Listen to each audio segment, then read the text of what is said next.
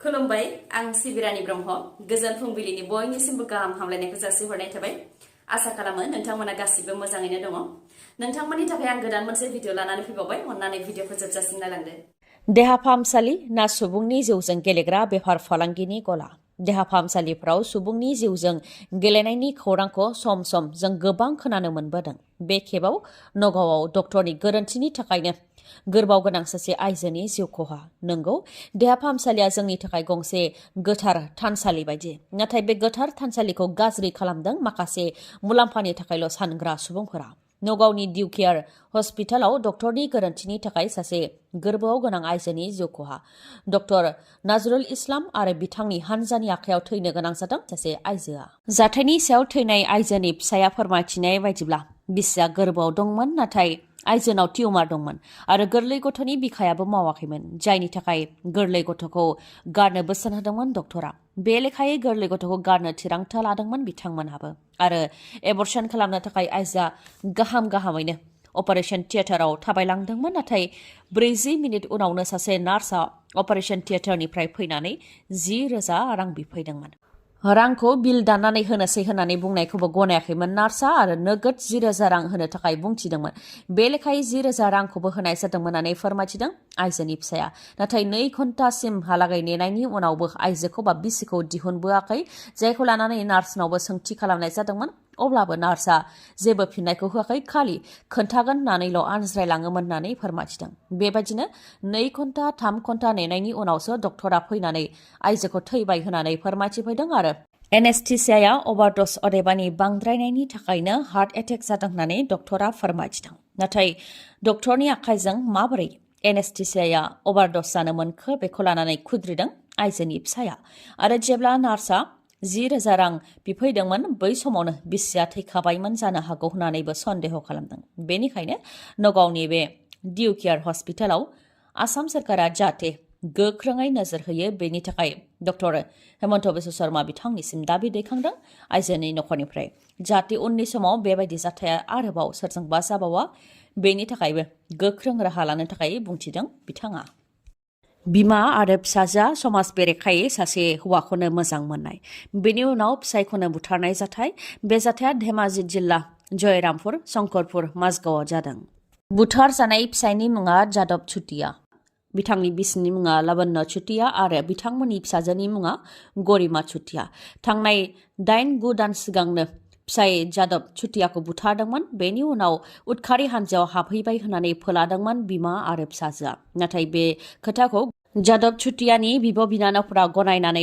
लानो गोसो गैयाब्लाबो गनायनानै लानो गोनां जादोंमन नाथाय गोलाव समनि उनावबो जेबो खौरां गैयैयाव माखासे सन्देह जादोंमोन बेनि अनगायैबो बावैसो सान सिगां बिमा थैनायावबो नुजाथि फैयैखौ लानानै आरो बांसिनै सन्देह जादोंमोन जायनि थाखाय पुलिस थानायाव गसर हैदोंमोन बेनि उनावनो पुलिसआ बिसि लावण्य चुटिया आरो फिसाजो गरिमा चुटियाखौ पुलिस थानायाव लेंहरनानै गोख्रोङै सोंनाय फिननाय लादोंमोन बेनि उनावनो सिमान लानो गोनां जादों लावण्य चुटिया आरो बिथांनि फिसाजो गरिमा चुटियाया फिसाय जादब चुटियाखौ बुथारखांनायनि उनाव न'नि उनथिंजायनो फबनानै दोननायखौ पुलिसनो खोन्थानो गोनां जादों उनाव पुलिसआ बिथांमोननि बुंनाय लेखायै न'नि उसुंनिफ्राय जादब चुटियानि गोथै देहाखौ बोखांनो हादों आरो दायनिगिरि लावण्य चुटिया आरो गरिमा चुटियानि हेंथा गोख्रों साजा फासिनि साजा होनो थाखायबो दाबि दैखांदों जादब चुटियानि नखरनिफोरा आरो बे बुथारनाय जाथायाव बिमा आरो फिसाजोनि अनगायैबो दुर्गा बरानिबो आखाइ थानायनि सन्देह खालामदों बेनिखायनो बेनि सायावबो गोख्रों सं दाननो थाखाय पुलिसखौ बुंथिदों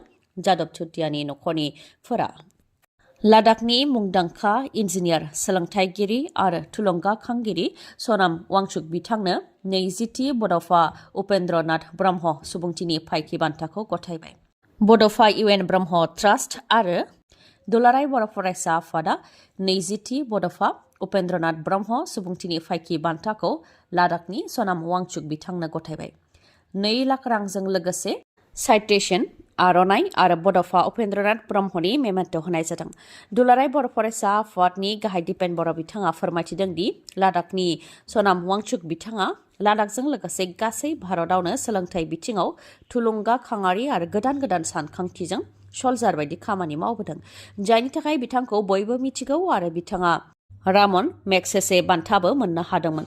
दा बिथांनो बड'फा उपेन्द्रनाथ ब्रह्म सुबुंथिनि फाइकि बान्थाखौ होनो मोननानै गोजोननाय मोन्दों होननानै फोरमायथिदों दिपेन बर' बिथाङा। ओजोंहाय सनम वांचुक बिथाङाबो बान्था आजावनो मोननायखौ गोजोननाय फोरमायथिदों। मोनसे ट्राइबेल हारिया गुबुन मोनसे ट्राइबेलनि सुबुंनो बान्था गथायनाया आंनि थाखाय इम्परटेन्ट होननानै बुंथियो बिथाङा। लोगोसे ट्राइबेल हारिया बुहुमनि थाखायनो गोनांथार, मानोना ट्राइबेल हारियासो गियान आरो हारिमुखौ फोथांनानै लाखियो। बड'लेण्डआवबो बर'फोरा आरो दैदेनगिरिफ्रा जेरैबायदि हारिमुखौ जोथोनै लाखिनानै दोनदों, बियो भारतनिनो थाखाय बेसेन गोनां आरो दिल्ली मुम्बाइआव लाखिनानै दोननाया नङा होननानै बुंथियो बिथाङा। फोरमायथिनो गोनांदि बलिउडनि मुंदांखा सावथुन थ्रि इडियट सावथुनाव फावखुंगुर आमिर खानआ सनम वांचुकनिनो सायाव फाव खालामदोंमोन। 5 बोसोर बैसोनि उन्दै हिन्जावसा गथ'खौ जिनाहारि खालामनानै बुथारनायनि दायाव दुथांखौ जिउ जोबजासे जोबथेसालिनि साजा फोसावबाय क'क्राझारनि जर'खा बिजिरसालिया। क'क्राझार जर'खा बिजिरसालियाव अदेबानि स्पेसियेल कर्टनि बिजिरगिरि जयदेब घोष बिथांनि बिजिरनायाव मार्कास कुजुरखौ जिउ जोबजासे जोबथेसालिनि साजा फोसावबाय। थांनाय 2021 मायथाइयावनो बे केसआ गसाइगाव पुलिस थानायाव रेजिस्टार जादोंमोन। केसनि बायदिब्ला मार्कास कुजुरआ गावनि 5 बोसोर बैसोनि बियानैखौनो बुरखायनानै न'निफ्राय लानानै थांदोंमोन। बेनि उनाव जिनाहारि खालामनानै बुथारखुमादोंमोन आरो दैयाव गारहरदोंमोन। ओजोंहाय उन्दै हिन्जावसाया न'आव गिदिंबोफिनिखौ लानानै गसाइगाव पुलिस थानायाव खौरां हैदोंमोन नखरनिफोरा। बे लेखायै गसाइगाव पुलिसा संदाननाय हाबाखौ मावदोंमोन आरो मार्कास कुजुरखौ हमदोंमोन। उनाव दुथाङा फोरमायथिनाय लेखायै गथ'सानि गोथै देहाखौबो मोननो हादोंमोन। बे केसनि सायावनो बिजिरसालियाव ट्रायल जागासिनो दंमोन। दा राय फोसावबाय। आइपिसि धारानि गेजेरजों जिउ जोबजासे जोबथेसालियाव थानायनि साजा फोसावनायजों लोगोसे 50,000 रां जुरिमाना फोनांदों दुथांनि हेंथायै आरो पक्स' आयेननि सिङाव 30 बोसोर जोबथेसालिनि साजाजों लोगोसे 20,000 रांनि जुरिमाना फोनांदों दुथांनि हेंथायै। बे खेबाव पुलिसनि आखायाव नांदों सासे डिलिभारि बय। डिलिभारि बयजों लोगोसे आरो साथाम गासै 4खौ मबाइल खावनायनि दायाव हमदों बिजनीनि पुलिसा। सासे बायगिरिया फ्लिपकार्टनि गेजेरजों मबाइल हेन्डसेट बायदोंमोन, नाथाय बे मबाइलखौ डेलिभारि बयआनो खावदोंमोन। बे जाथायखौ लानानै बायगिरि बिथाङा बिजनी पुलिस थानायाव गसर होदोंमोन।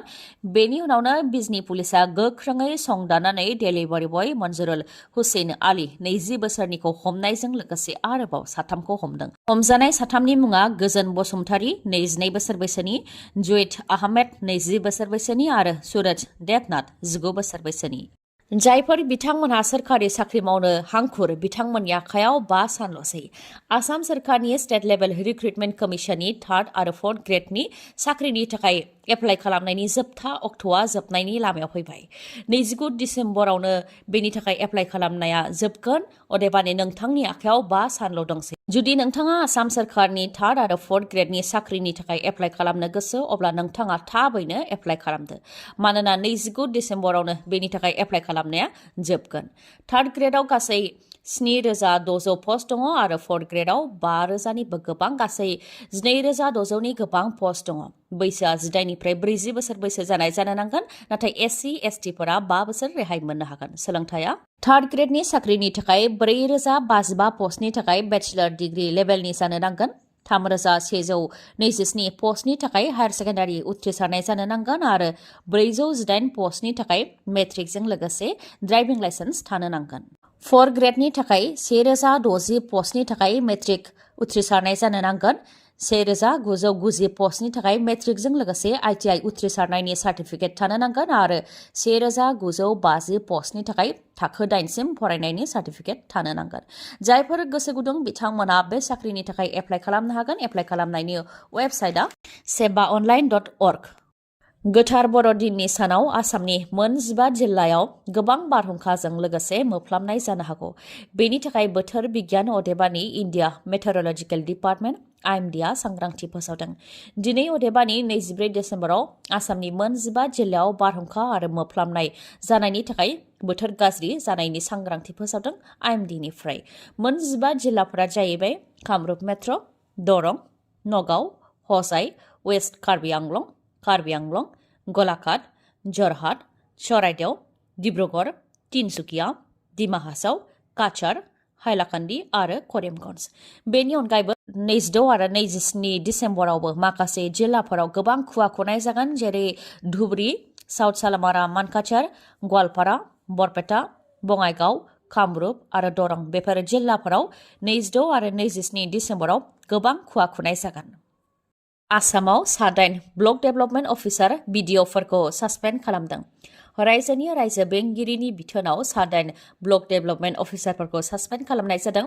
MGNरेगानि सिङाव अथरिटिनिफ्राय गनायथि लायालासे सोरखारि फान्डनिफ्राय फाइनान्सियेल सेंसन लायालासे रां दिहुननायनि थाखाय पन्चायत एन्ड रुरेल डेभेलपमेन्टआ 9 बिडिअफोरखौ सासपेन्ड खालामदों। सासपेन्ड खालामजानाय 9 बिडिअफोरनि मुङा फारियै सिलचर डेभेलपमेन्ट ब्लकनि बिडिअ अबिनाश टाये, बिश्वनाथ डेभेलपमेन्ट ब्लकनि BDO Rashmi Rekha Mahanta, Jorhat east development ब्लकनि बिडिअ दैजेन कुमार बरा, चराइदेव डेभेलपमेन्ट ब्लकनि बिडिअ अरुण कुमार दास, काकपथार डेभेलपमेन्ट ब्लकनि बिडिअ बर्नाली फुकन, सुतिया डेभेलपमेन्ट ब्लकनि बिडिअ पलक कुमार शर्मा आरो माखासे। गोदान मटर साइकेल बा स्कुटि बायनो गोसो दंब्ला नोंथांमोननि थाखाय मोनसे गोजोनथाव खौरां।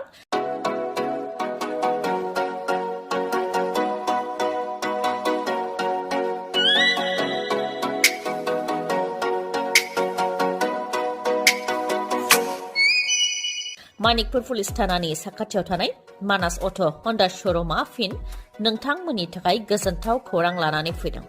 गोथार बर'दिन सानजों लोब्बा लाखिनानै बायदि बायदि अफार फोसावदों मानास अट' हन्डा श'रुमआ। अफारफोरा जाहैबाय जायखिजाया मटर साइकेल बा स्कुटि बायोबा नोंथाङा बेसेन नाङालासे गंनै हेलमेट मोननो हागोन।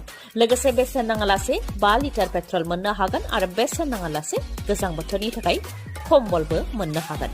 बेनि अनगायैबो नोंथाङा मोननो हागोन 1000 केशबेक, अदेबानि नोंथाङा 1000 रांबो मोनफिननो हागोन। अब्ला नोंथाङा गोनो गोथो जानांगौनि जेबो गोनांथि गैया। थाबैनो नोंथाङा मानिकपुर पुलिस थानानि साखाथियाव थानाय मानास अट' हन्डा श'रुमनिफ्राय गोदान मटर साइकेल बा स्कुटिखौ लायनो हागोन।